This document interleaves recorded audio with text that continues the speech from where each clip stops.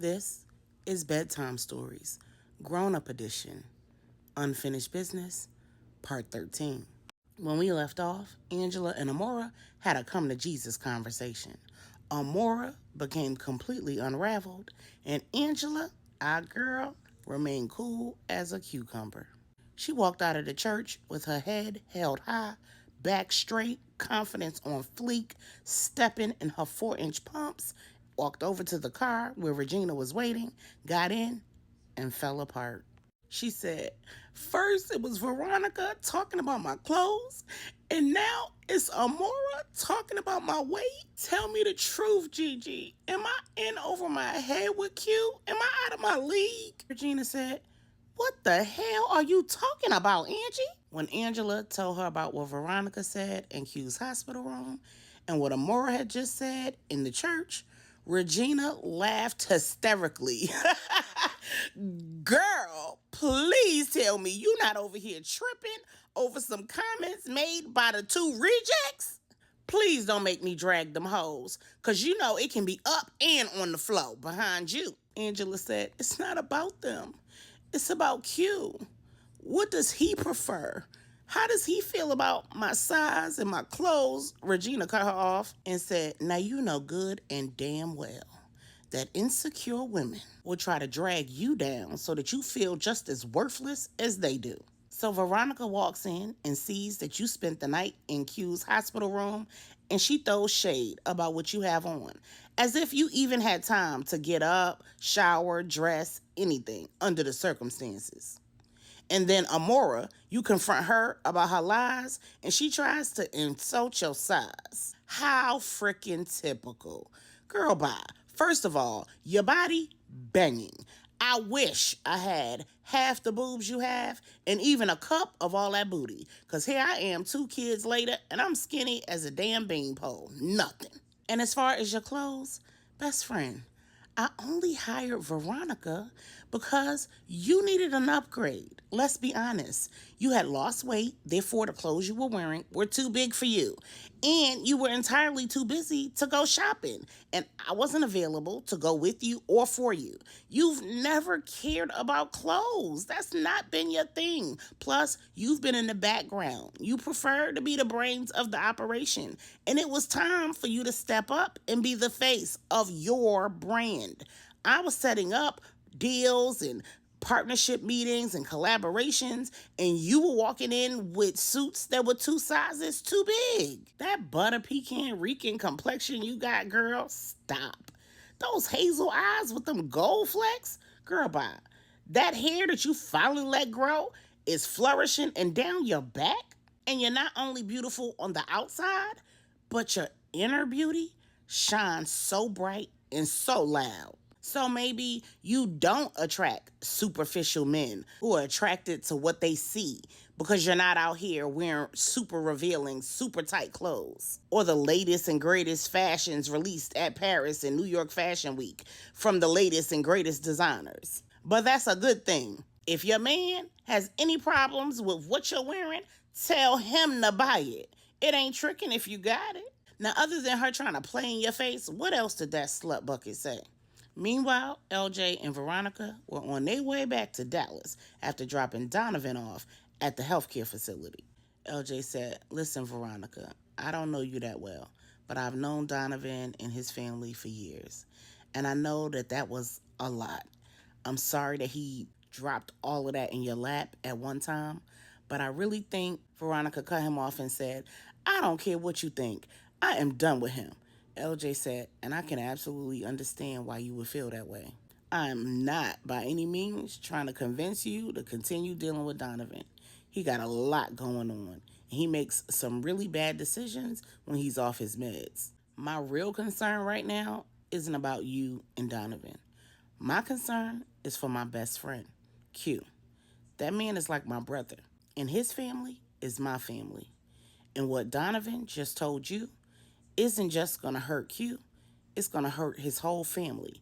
If you go to Q and say anything to him about what Donovan just said. Veronica said, so you mean to tell me that Q doesn't know that Donovan may have a baby with his ex? LJ said, Q doesn't know that his ex even had a baby. And nobody knows who the father of that baby is except for his ex. Veronica said, well, what kind of friend are you that you're keeping all of this from your so called best friend slash brother? LJ said, whoa, whoa, whoa, pump your brakes. Q has seen his ex, and she's told him that she has something that she needs to tell him. Now, we don't know everything that she wants to tell him, but we do know. Veronica said, hold on, who is we? LJ said, myself, my wife, and Angela are all on the case. Veronica said, why do y'all deal with the things in your lives like it's some type of police investigation? This is real life. This is emotions and feelings. Why not just come out and tell Q everything that you know thus far and let the chips fall where they may? LJ said, because that would be gossip. That wouldn't be helpful at all. Just going to somebody and telling them what you know when you don't have the full picture, when you don't have all the information, when you don't know the whole story, just creates more mess and drama. It also leaves room for people to tell lies that you can't disprove. Our goal here is to get all of the information and present it to Q and his family in a way that they can digest so that they can work through this together as a family. The information that we have thus far, even the little bit that Donovan just told you, and believe me, that is not even half of the story, but the little bit that he just told you, it would create a huge rift in the St. James family, and it would completely turn Q's world upside down. And he's still recovering from being shot in the chest. Whether you continue with Donovan or not, it's not your place, and it's highly inappropriate for you to go to Q and tell him anything about what Donovan just told you. This is a family matter. If you care about either one of them, even a little bit, don't be vengeful. Take the high road. I have to believe that if Q was interested in you, he saw something good in you. Tap into that and do what's right. He's got enough selfish people to deal with. Don't be another one. Veronica thought about it, and by the time they reached her house, she looked at LJ and said, you gave me a lot to think about. And while I'm really upset with Donovan, and everything in me wants to go and tell Q everything so that he can kick his. LJ said, please. Veronica said, listen, I'm one of those people who, somebody hurts me, I retaliate. And when I retaliate, I hit you where it hurts. But I don't want Q to be a casualty in the war between me and Donovan. I'll deal with him when he gets out of the facility. If Q is trusting you with this, then I'm going to trust you with it too. Veronica went in the house, and LJ called the Queen Mother to give her an update on Donovan. He had the PIs upload videos of all of Donovan's wild behavior to Q's firm's server, and he forwarded all of that information to the Queen Mother and Andy. Then he headed to Angela's to update her and Regina. He and Regina left Angela's estate and headed back to the hotel so that they could pack to go back to NC. They called, checked on their children, then they hopped in the shower and had some adult time. A few hours later, when they were done, they headed to dinner and then by the hospital to see Q before they headed to the airport. Early Monday morning, when LJ and Regina were back in North Carolina, LJ got a text from the PI who was sitting on the behavioral health facility where Donovan was a patient. Donovan had been spotted leaving the facility in a ride share, and the PI was following him back to Dallas. Overnight, Q's nurse was from a registry company, so she was new. He'd never met her before. She came in that morning carrying a garment bag, and she said, your girlfriend dropped these clothes off for you to wear home since the EMTs cut you out of your clothes the night that you were shot. Q looked at her confused because Angela wouldn't have done that. When he looked in the bag, he just shook his head and handed it back to her. Q told the nurse, sit this over there on the chair. I'm going to wait for my woman to get here. The nurse said, I don't understand. He said, don't worry about it.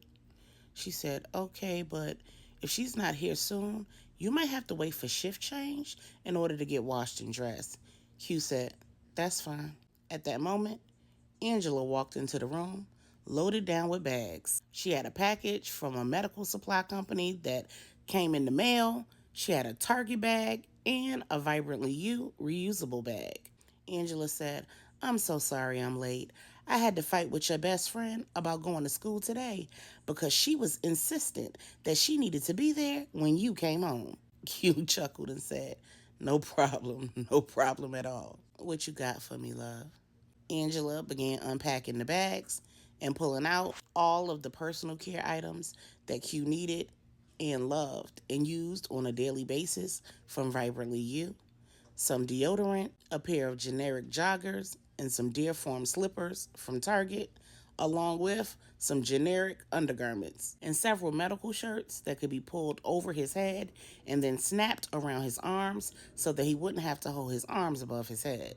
When she went to put the items down, she noticed the garment bag on the chair. Angela picked it up, saying, "What's this?"